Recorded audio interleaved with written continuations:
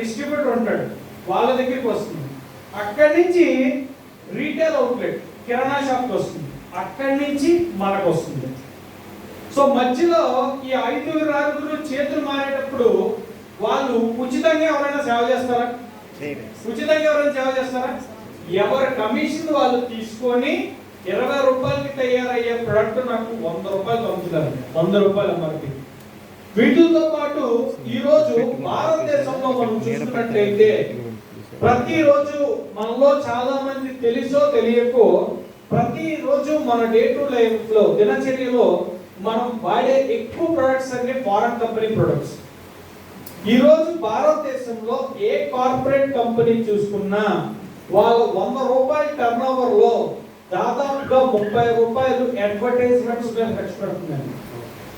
Advertisements ఏ corporate company తీసుకోండి, వాళ్ళ సంపాదన వాళ్ళ టర్న్ ఓవర్ 100 రూపాయలు చేస్తే స్ట్రైట్ అవే దాంట్లో 30 రూపాయలు అడ్వర్టైజ్మెంట్ మీద ఖర్చు పెడుతున్నారు. మీలో అందరికి సినిమా చూసే అలవాటు ఉందా? చూసే అలవాటు ఉందా? థియేటర్లో చూస్తాం, టీవీలో కూడా చూస్తాం, అవునా? థియేటర్లో చూస్తే సినిమా 2 గంటలే, టీవీలో చూస్తే 4-4.5 గంటలు. ఈ 2 గంటల మధ్యలో ఏమొస్తుందండి? అడ్వర్టైజ్మెంట్స్ వస్తాయి. పలానా సోపు ఒక స్టార్ హీరో, పలానా సోప్ ఒక స్టార్ హీరోయిన్. వీళ్ళందరూ ఉత్తరే డబ్బులు తీసుకోకుండా అడ్వర్టైజ్మెంట్స్ చేస్తారా? చేస్తారా? ప్రతి ఒక్కరు కొన్ని కోట్లు తీసుకుంటారు అడ్వర్టైజ్మెంట్స్. అంటే ఈ రోజు కార్పొరేట్ కంపెనీస్ ట్రెండ్ భారతదేశంలో హవా ఎట్లా నడుస్తుంది అంటే మనం చూసే అడ్వర్టైజ్మెంట్ ఖర్చు కూడా మన జోబు నుంచే డబ్బులు ఇస్తున్నామండి అన్నమాట. ఈ రోజు భారతదేశం మనం చూసుకున్నట్టయితే చాలా మంది చెప్తా ఉంటారు 140 కోట్లు దేశం ఉన్న జనాభాలో 90% మంది బిలో మిడిల్ క్లాస్ వాళ్ళు మాత్రమే ఉన్నారు. ఆ 10% అండ్ అబోవ్ మాత్రమే రిచ్ పీపుల్ ఉన్నారు. ఏంటి కారణం అంటే ఈ రోజు మనకు తెలియకుండానే చాలా మంది ఈ కార్పొరేట్ సంస్థకు మనం అలవాటైపోతాం. 80% పైగా దేశంలో ఉన్నవన్నీ అదర్ కంపెనీ ప్రొడక్ట్సే మనం యూజ్ చేస్తాం. వీటి వల్ల మనకు వచ్చే ఉపయోగం ఏమైనా ఉందా? ప్రతి కంపెనీ నేను ఇందాక చెప్పినట్టు 100 రూపాయలు టర్న్ ఓవర్ చేస్తే 30 రూపాయలు దాదాపుగా అడ్వర్టైజ్మెంట్ ఖర్చు పెడుతున్నాయి. అలాగే 40 నుంచి 50 రూపాయలు కనుక మనం చూసుకున్నట్టయితే దాదాపుగా ఈ డిస్ట్రిబ్యూటర్, స్టేట్ స్టాకిస్ట్ వీళ్ళందరూ పంచుకుంటున్నారు. ఒక చిన్న ఎగ్జాంపుల్ చెప్తా మీకు. ఇందాక వచ్చే దారిలో నాకు దాహం వేసి ఒక వాటర్ బాటిల్ కొనుక్కున్నా. వాటర్ బాటిల్ కాస్ట్ ఎంత? 20 రూపాయలు. ఆ వాటర్ బాటిల్ నేను కంపెనీ ఏ పేరు మెన్షన్ చేయను. ఆ వాటర్ బాటిల్ తయారు చేయడానికి ఆ కంపెనీ వాడికి అయ్యే ఖర్చు ఎంత? ఎంత? 5 రూపీసా? ఆ కంపెనీని ఆ ప్రొడక్ట్ ని తయారు చేయడానికి కంపెనీ వాడికి అయ్యే ఖర్చు దాదాపుగా 2 రూపాయల నుంచి 2 రూపాయల 20 పైసలు. ఆ బాటిల్ కి స్టిక్కర్ కి ఎంత ఖర్చు అవుతుందంటే 2 రూపాయలు మాత్రమే అవుతుంది.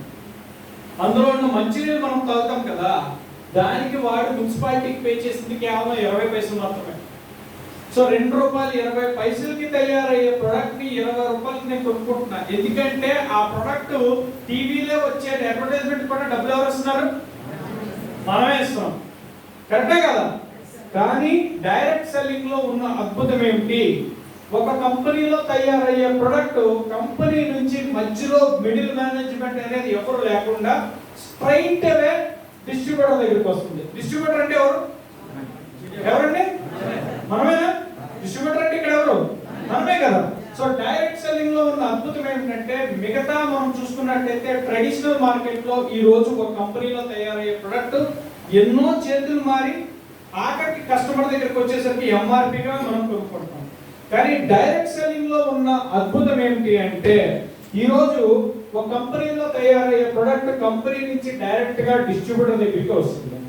అదే విధంగా మనం చూసుకున్నట్టయితే ఇక్కడ ప్రొడక్ట్స్ కొనుక్కునేటప్పుడు మన వెస్టేజ్ కంపెనీలో మనం తీసుకున్నట్టయితే మనం ప్రొడక్ట్స్ కొనుక్కునేటప్పుడు మనకి 20% డిస్కౌంట్ వస్తుంది, అవునా కదా? మొదటి ఆదాయం మనకి. రెండోది, ప్రతి నెల మనం ప్రొడక్ట్స్ ని కన్సిస్టెంట్ గా మనం పర్చేస్ చేసినట్టయితే మనకి కన్సిస్టెన్సీ ఆఫర్ కింద ఇంకొక 20% వస్తుంది, ఇంకొక 20%. మూడోది, కంపెనీ మనకి రీపర్చేస్ ఆఫర్ ఇచ్చింది, అవునా? రీపర్చేస్ ఆఫర్ మీద మనకి ఇంకొక 12% దొరుకుతుందండి. అంటే 100 రూపాయలకి దొరికే ప్రొడక్ట్ బయట సూపర్ మార్కెట్ లో కొనుక్కుంటే మనం 100 రూపాయలకే కొనుక్కుంటాం. అదే ప్రొడక్ట్ ని కనుక మనం వెస్టేజ్ మార్కెటింగ్ లో కొనుక్కుంటే 100 రూపాయల ప్రొడక్ట్ మీద నాకు దాదాపుగా 50% డిస్కౌంట్ వస్తుంది. అదే ప్రొడక్ట్ ని కనుక నేను 10 మందికి పర్చేజ్ చేసినట్టయితే నాకు 10 రకాల ఆదాయం దొరుకుతుంది. సో ఇప్పుడు చెప్పండి, మనం డైరెక్ట్ సెల్లింగ్ చేయాలా, ట్రెడిషనల్ మార్కెట్ చేయాలా? డైరెక్ట్ సెల్లింగ్ చేయాలా? డైరెక్ట్ సెల్లింగ్ లో ఉన్న పవర్ ఏంటంటే ఇప్పుడిప్పుడే కొన్ని సంవత్సరాల క్రితం ప్రతి ఒక్కరు ఒక సమయం వచ్చేసరికి కళ్ళు మూతపడి ఉంటాయి. అలాంటి పరిస్థితుల్లోనే మన భారతదేశం కూడా ఉండేది. ఒక 3 సంవత్సరాలు 5 సంవత్సరాల క్రితం డైరెక్ట్ సెల్లింగ్ అంటే ఎవరికి ఏమీ తెలియదు. కానీ ఇప్పుడిప్పుడే జనాలకి ట్రెండ్ మారుతుంది. ప్రతి ఒక్కరికి వద్దు, నేను ఫారెన్ కంపెనీ ప్రొడక్ట్స్ వాడను, నేను ఇండియాలో తయారైన ఒక డైరెక్ట్ సెల్లింగ్ కంపెనీ ప్రొడక్ట్స్ నే వాడతాను, నా సంపాదన నేను ఏదో కార్పొరేట్ కంపెనీకి ఇవ్వను, నా సంపాదన నేను నా చుట్టూ ఉన్న వాళ్ళకి ఇస్తాను, నా సంపాదన నేనే ఆదా చేసుకుంటానని ప్రతి ఒక్కరికి ట్రెడిషనల్ మార్కెట్ మీద ఇప్పుడిప్పుడే అవగాహన పెరుగుతుంది డైరెక్ట్ సెల్లింగ్ అని. సో రానున్న రోజుల్లో డైరెక్ట్ సెల్లింగ్ అనేది భారతదేశంలో ఏలబోతుందండి. ఎందుకంటే నేను ఇందాక చెప్పాను, దాదాపుగా మనకి 80 నుంచి 90% మధ్యలో మిడిల్ క్లాస్ వాళ్ళు, బిలో మిడిల్ క్లాస్ వాళ్ళు ఉన్నారు. సో ప్రతి ఒక్కరు మన సంపాదనని ఎవరికో కార్పొరేట్ కంపెనీకి ఇచ్చే బదులు ఇక్కడ మనం డైరెక్ట్ సెల్లింగ్ లో భాగమైతే మన డబ్బుల్ని మనం ఆదా చేసుకోవచ్చు. మన డబ్బులతో మనం ఆదా చేసుకోవడంతో పాటు మన చుట్టూ ఉన్న ఒక 10 మందికి కూడా డబ్బులు ఆదా చేసే అవకాశాన్ని అందించేది. ఎక్కడైనా బయట ఒక ఉద్యోగం చేస్తే మనం ఒక ఎంప్లాయ్ అంటారు, ఏదైనా బిజినెస్ చేస్తే ఒక వ్యాపారవేత్త అంటారు. కానీ డైరెక్ట్ సెల్లింగ్ లో మనకున్న అద్భుతం ఏంటో తెలుసా? మనల్ని ఒక లీడర్ అంటారు. అవునా కదా? ఆ లీడర్ అనేది చాలా పెద్ద పదం కదా, అవునా కదా? చిన్న పదం అది, చాలా పెద్ద పదం అండి, చాలా గొప్ప పదం. ఎవరికో కానీ లీడర్ అని ఒక మాట అంటారు.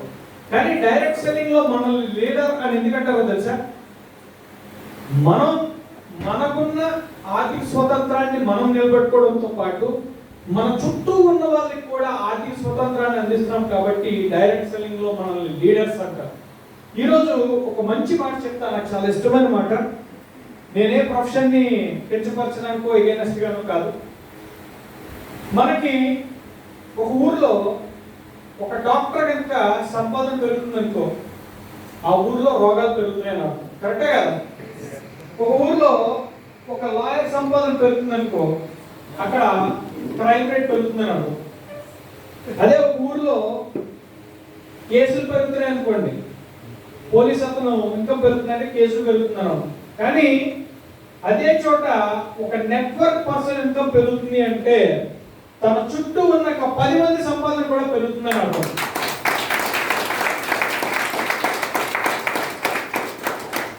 ఇది నెట్వర్క్ మార్కెటింగ్ లో ఉన్న పవర్ అండి. ఇది ప్రతి ఒక్కరికి నేను చెప్పేది ఏంటంటే నెట్వర్క్ మార్కెటింగ్ పట్ల అవగాహన పెంచుకోండి. ఈరోజు భారతదేశంలో ఒక కంపెనీ వచ్చింది. 2004లో కేవలం ఒక 5 కోట్ల టర్నోవర్తో స్టార్ట్ అయిన కంపెనీ ఈ రోజు 2700 కోట్లు టర్నోవర్ చేస్తుంది. ఇటువంటి కంపెనీతో మనం వ్యాపారం చేస్తున్నాం. మొదటిది మనం చేయాల్సింది ఏంటంటే మనం డైరెక్ట్ సెల్లింగ్ పట్ల అవగాహన పెంచుకోవాలి. అదే విధంగా ఇప్పుడు కొన్ని పాయింట్స్ మనం డిస్కస్ చేద్దాం. ఆ పాయింట్స్ లో మీకు నేను చూపిస్తాను. ప్రతి ఒక్కరికి డబ్బు అనేది ఎందుకు అవసరం? మనందరికీ డబ్బులు అవసరమా లేదా? అవునా కదా? సో రానున్న రోజుల్లో డబ్బులు మనం ఎలా ఎందుకు పెంచుకోవాలనే పాయింట్స్ కొని ఇప్పుడు మనం డిస్కస్ చేద్దాం.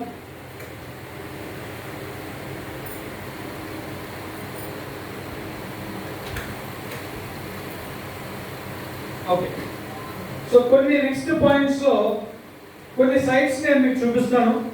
రానున్న రోజుల్లో భవిష్యత్తు ఎలా ఉండబోతుంది, రానున్న రోజుల్లో డబ్బులు అనేది ఎందుకు మనకు అవసరం పడతాయి అనేది కొన్ని సైట్స్ నేను మీకు ఇక్కడ చూపిస్తాను.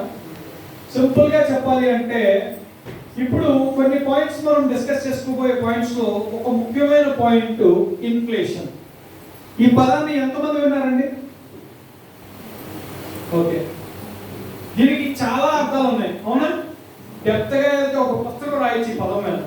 కానీ ప్రతి ఒక్కరికి సింపుల్ గా మనకు అర్థమయ్యే భాషలో మనం మాట్లాడుకోవాలంటే దీని అర్థం ప్రతిరోజు పెరుగుతున్న ధరలు, అదే విధంగా తగ్గుతున్న రూపాయి విలువ. రూపాయి విలువ తగ్గుతుందా పెరుగుతుందా? తగ్గుతుందా పెరుగుతుందా?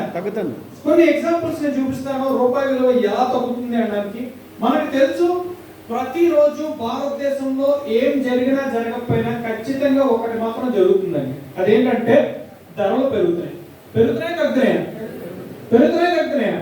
సో అదే విధంగా ప్రతిరోజు మనం సంపాదిస్తున్న రూపాయి తాలూకా విలువ అనేది తగ్గుతుందండి. ఒకప్పుడు మన దగ్గర ఒక పెద్ద ఇంటికి అద్దె కట్టాలంటే 5,000 రూపాయలు అంటే సరిపోయేది. ఇప్పుడు 5,000 రూపాయలు ఉంటే ఇంటి అద్దె కట్టగలమా? వస్తుందా? అవసరమైనా లేదు. చిన్న ఎగ్జాంపుల్స్ చూపిస్తాను మీకు, కొన్ని ఎగ్జాంపుల్స్. ఇక్కడ రూపీ వాల్యూ తగ్గడానికి ఒక చిన్న ఎగ్జాంపుల్ చూడొచ్చు. 1984లో నా దగ్గర 1,00,000 రూపాయలు ఉంటే ఆ 1,00,000 రూపాయలు ఈరోజు 7,300తో సమానం అండి. సో రూపాయి వాల్యూ ఏమవుతుంది అక్కడ? సో ఇంకా క్లియర్ అవుతుంది సింపుల్ గా. ఇంకా ఎగ్జాంపుల్ గా 2020లో నా దగ్గర 1,00,000 రూపాయలు ఉన్నాయి. ఆ 1,00,000 రూపాయలు నేను జాగ్రత్తగా పట్టుకెళ్ళి బీరువాలో పెట్టా, ఏం చేయలేదని. 2040 వచ్చేసరికి ఆ 1,00,000 రూపాయలు కేవలం 7,300తో సమానం. సో డబ్బుల విలువ ఏమవుతుంది? తగ్గుతుందా లేదా? సింపుల్ గా చెప్పాలి అంటే చాలా మందికి ఒక 20 సంవత్సరాల క్రితం, ఇప్పటికీ చాలా మందికి కార్ అంటే డ్రీమ్. అవునా? అందరికి కార్ అంటే డ్రీమ్ ఉందా ఇక్కడ? ఒక 20 సంవత్సరాల క్రితం చాలా మందికి డ్రీమ్ కార్ ఏంటంటే 1990 సమయంలో మారుతి కార్ అంటే చాలా మందికి డ్రీమ్. చూసారు నేను మారుతి 800 పెద్ద డ్రీమ్ ఆ టైంలో చాలా మంది. సో ఆ డ్రీమ్ ఫుల్ఫిల్ చేసుకోవాలి అంటే, ఆ మారుతి కార్ అనే డ్రీమ్ ఫుల్ఫిల్ చేసుకోవాలి అంటే ఆ రోజుల్లో మనకి కావాల్సిన ఖర్చు, ఆ వస్తువు కొనుక్కోవడానికి మనకు కావాల్సింది ఎంత అంటే 1,00,000 రూపాయలు. 1,00,000 రూపాయలు ఉంటే 1990 సంవత్సరంలో చక్కగా ఒక మారుతి కార్ వచ్చింది. ఇప్పుడు 2020లో ఉన్నాం మనం. 1,00,000 రూపాయలు ఉంటే కార్ వస్తుందా? 2 వీలర్ వస్తుందా? పని 2 వీలర్ కూడా రావట్లేదు. ఈ మధ్యకాలంలో కొన్ని పనులు లాంచి ఏదో ఒక 4-5 బైకులు కావచ్చు, బైక్లే కాదు చిన్న మోపెట్స్ కూడా, వాటి ధర చూసుకుంటే 1,00,000 రూపాయల పైన ఉంది. కరెక్టే కదా? సో ఇక్కడ రూపీ వాల్యూ ఏమవుతుంది? తగ్గుతుందా లేదా? సో రూపీ వాల్యూ తగ్గేటప్పుడు మన సంపాదన పెంచుకోవాలా తగ్గించుకోవాలా? ఖచ్చితంగా పెంచుకోవాలి. అవునా కదా? ఖచ్చితంగా పెంచుకోవాలి. ఎందుకంటే సింపుల్ గా చెప్పాలంటే ఈ రోజు మనం సంపాదించింది, ఈ రోజు మన దగ్గర ఒక 1,00,000 రూపాయలు ఉంటే ఆ 1,00,000 20 సంవత్సరాల తర్వాత 7,300తో సమానం అండి. అదే విధంగా ఇంకొక 20 సంవత్సరాల తర్వాత కనుక చూసుకున్నట్టయితే, ఎందుకంటే సింపుల్ గా జనరేషన్ వెనక్కి వెళ్తే ఈ రోజుల్లో చాలా మందికి ప్రాపర్టీస్ ఉన్నాయి. ఒక చిన్న ఎగ్జాంపుల్, ఈ రోజుల్లో చాలా మందికి ప్రాపర్టీస్ ఉన్నాయి. ఆ ప్రాపర్టీస్ ఈరోజు కోట్లలో ఉంటున్నాయి. అవునా? ఎవరికైనా మంచి ఒక ఊర్లో సెంటర్లో ఇల్లు ఉందంటే ఆ ఇంటి విలువ 1 కోటి రూపాయలు ఉంటుంది. కరెక్టే కాదు? ఈ ఇంటి విలువ 1 కోటి రూపాయలు ఉంది, బాగానే ఉంది. ఒక 40 సంవత్సరాల క్రితమో 50 సంవత్సరాల క్రితమో మన నాన్నగారు మన తాతగారు ఆ ఇంటిని కొని ఉంటారు. వాళ్ళు అప్పుడు అది ఏ రేటు కొని ఉంటారండి? విన్నారా ఎప్పుడైనా? మా తాత పలానా పొలం 5 రూపాయలకి అమ్మేశారని, పలానా చోట ఇల్లు చాలా తక్కువకి అమ్మేశారని చాలా మంది చెప్పుకుంటారు. పలానా చోట ప్రాపర్టీ అంతా మాదే, అప్పుడులో అవగాహన లేక చాలా తక్కువకి అమ్మేశారు. విన్నారా లేదు? మన డే టు డే లైఫ్ లో చాలా మంది చెప్తూ ఉంటారు, పలానా చోట అప్పుడు నేను కోటీశ్వరుడు. అఫ్ కోర్స్ అప్పుడు కోటీశ్వరుడు అయితే ఏమన్నది, ఈ రోజు ఏంటో మనకు కావాలి, అంతే కదా? సో అలాగా సింపుల్ గా ఏంటంటే ఈ రోజు 1 కోటి రూపాయల ప్రాపర్టీ ఒక 30 సంవత్సరాలు 40 సంవత్సరాల క్రితం కనుక చూసుకున్నట్టయితే దాని వాల్యూ అనేది చాలా తక్కువ కొని ఉంటారు. బట్ ఆ మనీ వాల్యూ వల్ల ఈ రోజు 1 కోటి రూపాయలు. ఎంతమంది ఇప్పుడున్న జనరేషన్ లో ఒక సిటీలో మా తాత ఇచ్చిందో తండ్రి ఇచ్చిందో కాదు, నేను ఒక మంచి ఇల్లు కొంటానని గర్వంగా చెప్పగలను. ఎక్కడ ఉన్నాయా? నేను వైజాగ్ నుంచి వచ్చా, మా ఊర్లో ఎక్కడైనా ఒక స్థలం కొనుక్కొని ఇల్లు కట్టుకుందాం అంటే సిటీలో ఎక్కడ అవకాశం కూడా లేదు. సో రూపీ వాల్యూ చేంజ్ అవుతుంది. మన దగ్గర ఉన్న డబ్బుని డబ్బు కింద పెట్టుకుంటే, మన దగ్గర ఉన్న డబ్బుని అట్లాగే ఉంచితే 20 సంవత్సరాల తర్వాత 30 సంవత్సరాల తర్వాత అది మన మనవడికో మనవరాలకో పాకెట్ మనీ ఇవ్వడానికి కూడా సరిపోతుంది. సో ఆ విధంగా రూపీ వాల్యూ అనేది తగ్గుతుందండి. సో ప్రతి ఒక్కరు మనం గుర్తుపెట్టుకోవాల్సిన పాయింట్ ఏంటంటే ఆ రూపీ వాల్యూ ఉన్నప్పుడు మన సంపాదనని మనం పెంచుకొని దాన్ని ఎక్కడో చోట జాగ్రత్తగా మనం భద్రపరచుకోవాలి. కరెక్టా కదా? రైట్? సో ఇంకొన్ని ఎగ్జాంపుల్స్ మీకు నేను చూపిస్తాను, చాలా కామన్ ఎగ్జాంపుల్స్.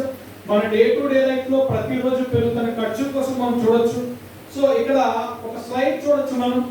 పెట్రోల్ ధర అనేది భారతదేశంలో విపరీతంగా పెరుగుతుంది, కరెక్టే కదా? ఈరోజు ఎంత ఉంది లీటర్ పెట్రోల్? 110 రూపాయలు. ఒక 5 సంవత్సరాల క్రితం పెట్రోల్ రేట్ ఎంత ఉంది? 60 రూపాయలు. సో పెట్రోల్ రేట్ పెరిగింది, అందుకని ఎవరైనా బండి తొక్కడం మానేస్తున్నారు, కారు తొక్కడం మానేస్తున్నారు. పెట్రోల్ రేట్ పెరిగినా తగ్గినా మన పని మనం చేసుకెళ్తాం, కరెక్టే కదా? Yes or no? సో రెండో స్లైడ్ ఇంకోటి చూడొచ్చు మనం. ఎల్పిజి గ్యాస్ ఇది ఎంత ఉంటుంది దీని ప్రైస్?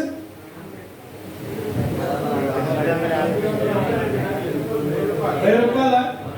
ఇది ఒక 5 years బ్యాక్ ఎంత ఉండేది? 400. కరెక్ట్ గా లేడీస్ కి ఎక్కువ ఐడియా ఉంటుంది కదా. సరే, ఎల్పిజి పెరిగిందని చెప్పి ఎంతమంది ఇంట్లో వంటలు కూడా మానేశారండి? ప్రాక్టికల్ గా పాసిబుల్ లేదు కాదు, అవునా కదా? సో ధర పెరిగినా తగ్గినా ప్రతిరోజు మనం బయటికి రావాలంటే భోజనం చేయాలంటే మన ఇంట్లో పొయ్యి వెలిగించాలి, కరెక్టే కదా? ఒక కామన్ పాయింటే కదా. సో సింపుల్ గా ఒక చిన్న పాయింట్ చెప్తాను మీకు. ఉదయం లెగిస్తే మనం కార్ స్టార్ట్ చేస్తాం, లేదంటే బైక్ స్టార్ట్ చేస్తాం. ఆ పెట్రోల్ ప్రతి రోజు నిత్యం మనకు అవసరం. అది గత 5 సంవత్సరాల్లో 110% పెరిగింది.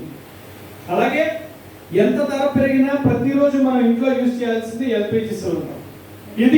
దీని గత 5 సంవత్సరాల్లో 100% పెరిగింది, అవునా? కరెక్టే కదా?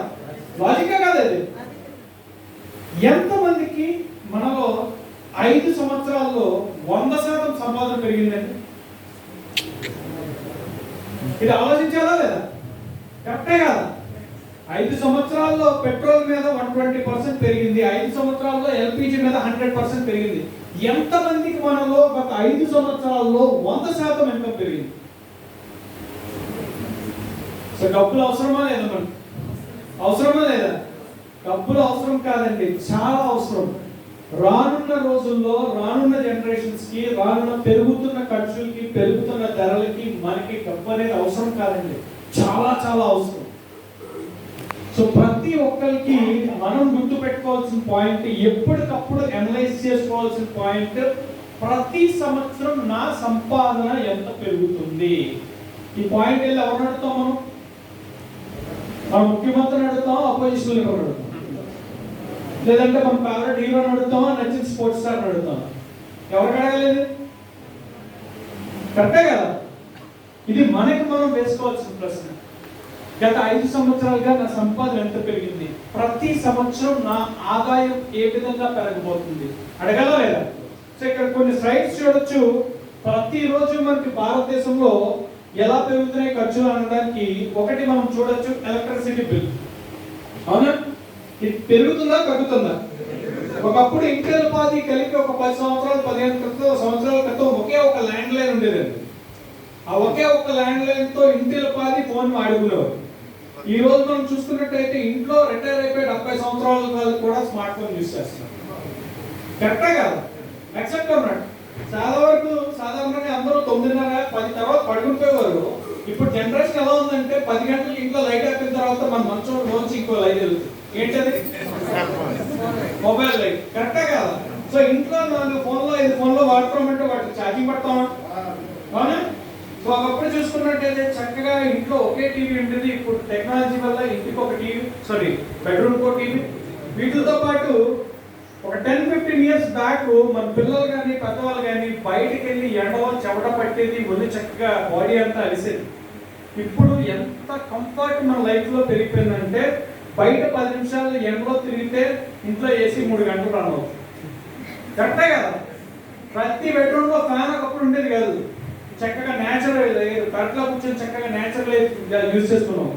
ఈ రోజు మన పిల్లలకి 4 గోడల మధ్య చక్కగా మనమే బంధించి 2 స్మార్ట్ ఫోన్లు ఇచ్చి చక్కగా టీవీ పెట్టి వాళ్ళకి ఏసీ ఆన్ చేస్తాం, కరెక్టే కదా? సో దీనివల్ల ఎలక్ట్రిసిటీ బిల్ పెరుగుతుందా తగ్గుతుందా? వీటితో పాటు ప్రతిరోజు భారతదేశంలో మనం యూజ్ చేసుకునే ప్రతి వస్తువు మీద ధరల మీద అనేది పెరుగుతాయండి. అట్ ద సేమ్ టైం మనకి 2 పాయింట్స్ ఇక్కడ. ఏ విధంగా ధరలు పెరుగుతున్నాయో అదే విధంగా మనకి రూపాయి వాల్యూ అనేది తగ్గుతుంది, రైట్? సో ఇక్కడ మనం చూడొచ్చు, ఇంకొక 2 ఇంపార్టెంట్ స్లైడ్స్ చూపిస్తాను. ప్రతి మనిషికి ఏ తల్లిదండ్రులైనా సరే మనం పట్టుకొని కలిపి మీకున్న ఒక జీవిత ఆశయం ఏంటి అంటే వాళ్ళ నోటి నుండి వచ్చే మొదటి మాట నా పిల్లలకి ఒక మంచి భవిష్యత్తు ఇవ్వడం. మంచి భవిష్యత్తు ఇవ్వడం అంటే ఏంటి? చక్కని ఎడ్యుకేషన్ ఇవ్వడం. అవునా కదా? ఎడ్యుకేషన్ అనేది ప్రతి తల్లిదండ్రి ఏదో ఒక విధంగా వాళ్ళ పిల్లలకి మంచి లైఫ్ ఇద్దాం అనుకుంటారు.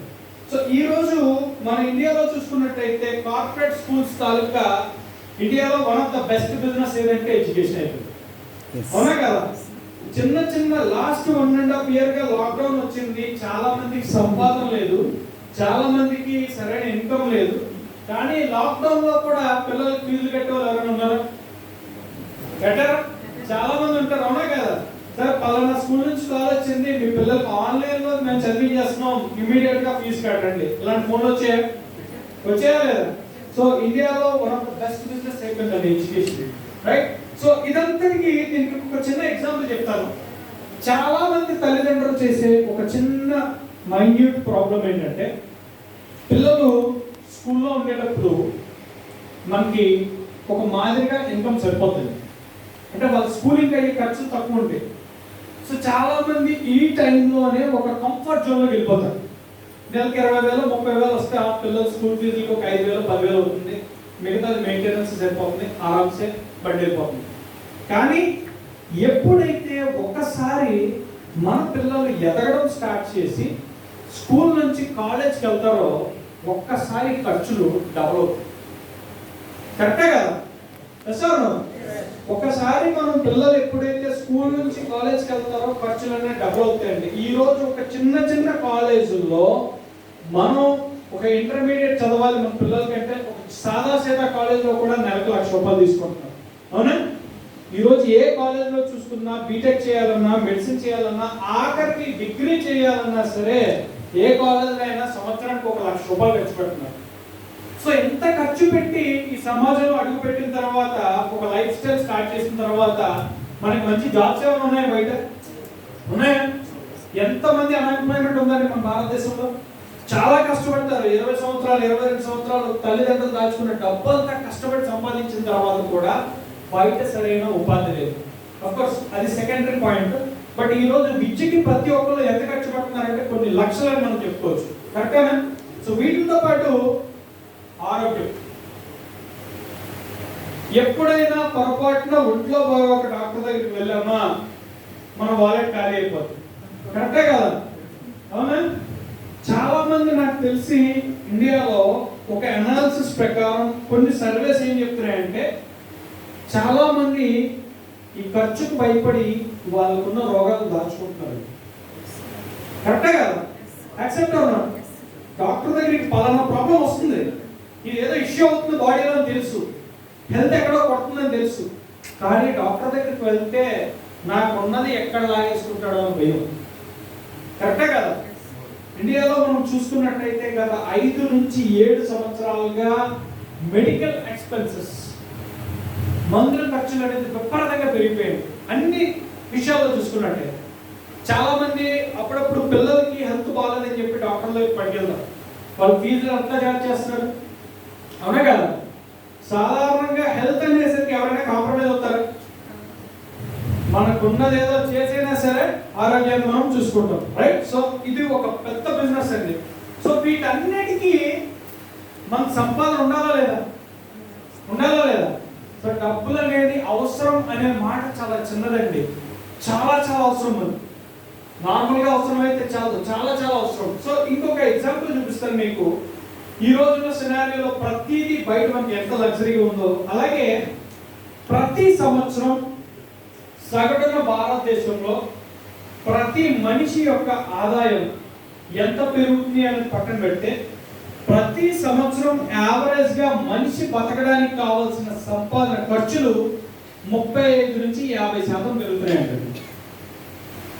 ఉదాహరణకి ఎల్పిజి మీద 100% పెరిగింది, పెట్రోల్ మీద 120% పెరిగింది. అలాగే మిగతావన్నీ చూసుకున్నట్టయితే యావరేజ్ గా ప్రతి సంవత్సరం భారతదేశంలో ప్రతి మనిషికి తన రోజు వాడుకునే వస్తువుల మీద ఖర్చు 35 నుంచి 50% పెరుగుతుంది. అంటే ఈ సంవత్సరం నేను నా కుటుంబంతో బతకడానికి నాకు 1,00,000 రూపాయలు అవసరమైతే వచ్చే సంవత్సరం ఇదే జీవితాన్ని నేను బతకడానికి నాకు 1,50,000 కావాలండి. అంటే ఆల్మోస్ట్ 35 నుంచి 50% ఖర్చులు పెరుగుతున్నాయి. ఎంతమందికి మనలో 35 నుంచి 50% ఆదాయం పెరుగుతుంది? పెరుగుతుందా? సో ఇది ఆలోచించాల్సిన పాయింటే కాదు. ఎంతమంది మనలో ఆలోచించారు 5 సంవత్సరాల తర్వాత నా ఆదాయం ఎక్కడ ఉండబోతుందని ఎవరైనా ఆలోచించారు? ఇది ఆలోచించాలా లేదా?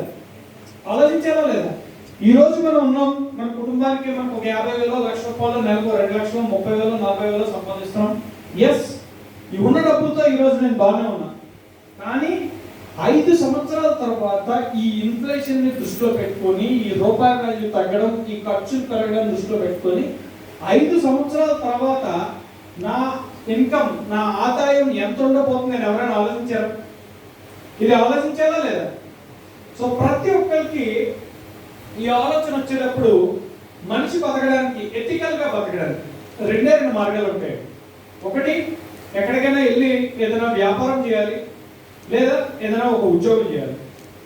ఈరోజు మనం బయటికి వెళ్ళి ఒక ఉద్యోగం చేయాలంటే మనకు కావాల్సిన అర్హతలు ఏంటి? క్వాలిఫికేషన్ ఉండాలా? అవునా? మంచి చదువు ఉండాలి. ఇంకేముండాలి? ఎక్స్పీరియన్స్, అనుభవం. ఈ రోజుల్లో ఉద్యోగాల ట్రెండ్ ఎలా ఉందంటే వయసు 30 సంవత్సరాలు దాటకూడదు, అనుభవం మాత్రం 10 ఏళ్ళ పైన ఉండాలి. కరెక్టే కదా? బయట ఉద్యోగాల ట్రెండ్ అట్లాగే నడుస్తుంది. సో వీటితో పాటు మంచి కమ్యూనికేషన్ ఉండాలి, మంచి టాలెంట్ ఉండాలి. ఇవన్నీ